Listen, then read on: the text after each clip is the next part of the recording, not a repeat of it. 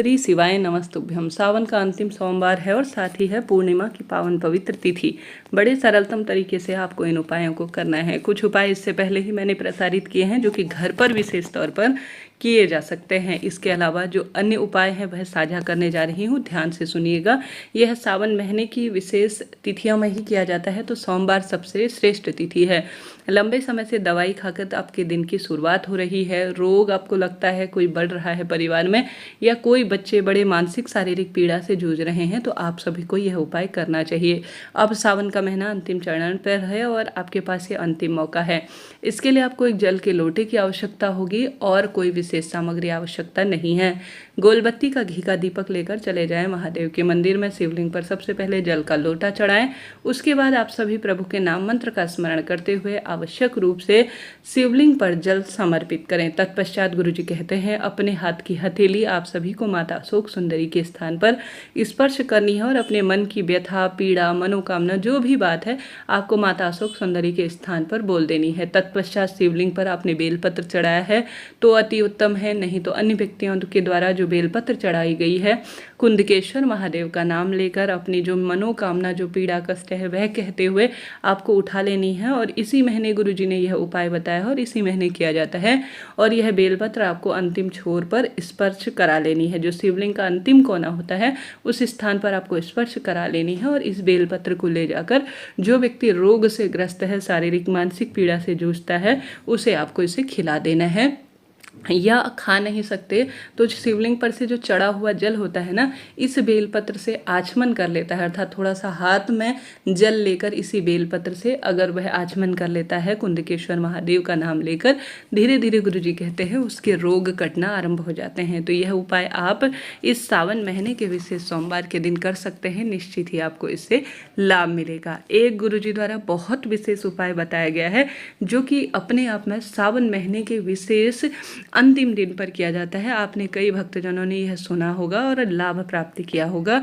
आप चाहें तो गुरु जी की वीडियो आप ऑडियो सुन सकते हैं। यूट्यूब में सर्च करके सावन महीने के अंतिम दिन की कोई वीडियो बताइए, उपाय बताए तो सत्य पाएंगे। कोई गलत झूठ मेरे चैनल पर नहीं बताया जाता। चाहे तो प्रथम वाला उपाय करें, चाहे तो इससे पहले वीडियो प्रसारित किया गया है उसमें सभी उपाय दिए गए हैं, उस वीडियो को देख सकते हैं। वह उपाय तो अपने घर पर ही किए जा सकते हैं, कहीं नहीं जाना उन उपायों में। तो दूसरा उपाय इस तरह से है, गुरु जी कहते हैं आपको उपाय करने के लिए लाल फूल की पंखुड़ी और इत्र लेना है। लाल फूल की पंखुड़ी आप गुलाब भी ले सकते हैं, इत्र कोई सा भी ले सकते हैं, कोई दिक्कत की बात नहीं। जल का लोटा 2 लेना है इस उपाय को करने के लिए। सावन महीने में अन्य दिनों आप सामान्य जल का लोटा शिवलिंग पर चढ़ाते हैं, परंतु सावन का जो अंतिम दिन होगा वह 2 लोटा जल आपको अपनी पूजा की थाली में रखना है। उस जल के लोटे में, दोनों जल के लोटे में आपको लाल फूल की पंखुड़ी डालनी है और इत्र डालना है। और आपको विशेष तौर पर त्र्यंबकेश्वर महादेव का स्मरण करना है और कोई सा भी मंत्र जाप करना है। गुरु जी कहते हैं महामृत्युंजय मंत्र भी बोल सकते हैं आप, नमः शिवाय ओम बोल सकते हैं, पंचाक्षर षडाक्षर मंत्र कोई सा भी आता हो उसका स्मरण कर कर आप महादेव के मंदिर में सबसे पहले दीप प्रज्वलित करें। फिर आपने त्र्यंबकेश्वर महादेव का नाम लेकर जो महामृत्युंजय मंत्र या कोई सा भी सरल सा मंत्र स्मरण कर रखा है, अपने दोनों हाथों में जो जल के लोटे लिए हैं आपने एक एक, उनमें जो विशेष वस्तु मैंने बताई है वह डाल रखी है, उसे शिवलिंग पर सच्चे भाव सच्चे मन से आपको समर्पित कर देना है। करके देखिएगा, भाग्य खुल जाएंगे। जीवन में जिस चीज़ के लिए आप परेशान हैं, दुख पा रहे हैं, हमेशा ही आपके जीवन में हर स्वरूप में परेशानी मिल रही है, तो सावन के अंतिम दिन में यह 2 लोटा जल जिसमें गुलाब के फूल की पंखुड़ी या कोई सी भी पंखुड़ी लाल रंग की, थोड़ा सा इत्र, त्र्यंबकेश्वर महादेव के नाम से जो चढ़ा देता है उसका भाग्य खुल जाता है। करके देखिएगा, बहुत सरल उपाय, इससे अधिक बहुत विशेष, बहुत चमत्कारी इसे कहा जाएगा। दोनों उपाय भी एक समय कर सकते हैं, एक उपाय भी कर सकते हैं, आपको लाभ मिलेगा।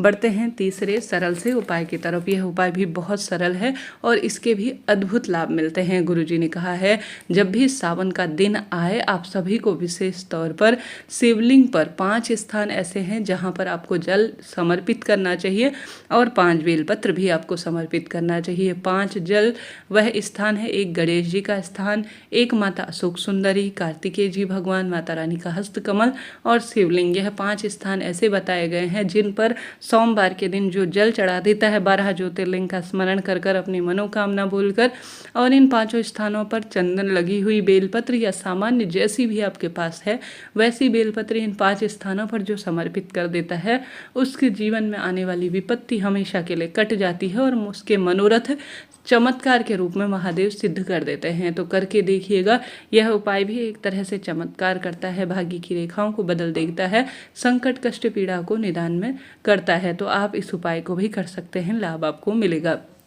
तो इस तरह से मैंने यह 3 उपाय बताए, इन तीनों में से कोई एक उपाय आप चुनिएगा, निश्चित रूप से आपको लाभ मिलेगा। इसके पश्चात जो है आपको पूर्णिमा के उपाय अन्य वीडियो के माध्यम से बताए जाएंगे, कोई ना कोई एक उपाय चुनिएगा, भाग्य की रेखाएं निश्चित रूप से प्रबल होंगी। सावन के अंतिम सोमवार में आप विशेष पूजा अर्चना महादेव की करें। इससे भी पहले वीडियो बताया जा चुका है कि भद्रा और रक्षाबंधन का समय क्या है और आपको उपवास कैसे करना है, कैसे उद्यापन करना है, क्या नियम लेना है, बाल धोने या नहीं, मासिक धर्म की स्थिति है तो कैसे करें, पूरी जानकारी उस वीडियो में दी गई है, कृपया उस वीडियो को देखिए। इसके बाद बढ़ते हैं अन्य एक उपाय की तरफ, जिसमें गुरुजी कहते हैं आप सभी विशेष तौर पर यह उपाय एक धतूरे से कर सकते हैं।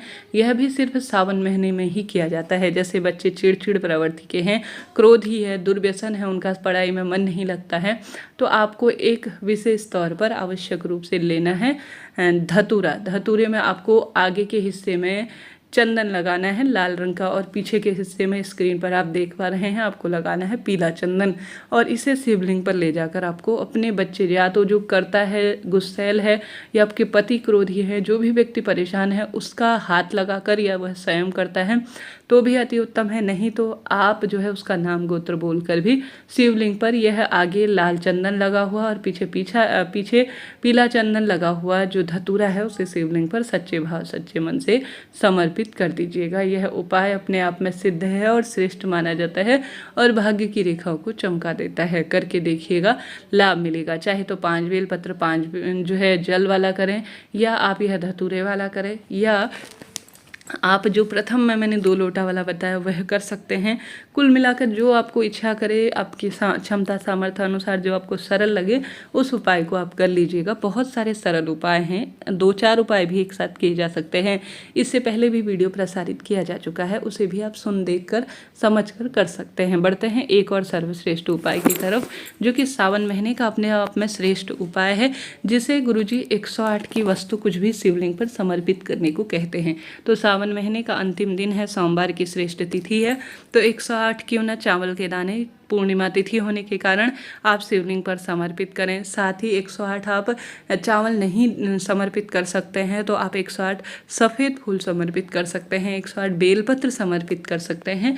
कुल मिलाकर कोई भी वस्तु 108 की संख्या में आप लीजिए, अपनी मनोकामना कहकर श्री शिवाय नमस्तुभ्यम कहकर शिवलिंग पर चढ़ाना शुरू कीजिए। यह दिन आपके जीवन में इस तरह से चमत्कार करेगा जैसा आप सोच भी नहीं सकते। बहुत श्रेष्ठ दिन है, इस दिन का खूब लाभ उठाएं, अपने भाग्य की रेखाओं को प्रबल करें, दुख दरिद्रता को दूर करें, अपने आप ही आपको सब सुख मिलने आरंभ हो जाएंगे। दूध दही घी शक्कर शहद पंचामृत आप शिवलिंग पर चढ़ा सकते हैं, अपनी भाग्य की रेखाओं को प्रबल कर सकते हैं, शिव का सुंदर श्रृंगार कर सकते हैं। शिव मंदिर को साफ सफाई के रूप में, जैसे निर्माल्य वहाँ है तो उसे साफ कीजिए। कुल मिलाकर श्रेष्ठतम तरीके से कोई ना कोई अपने भाग्य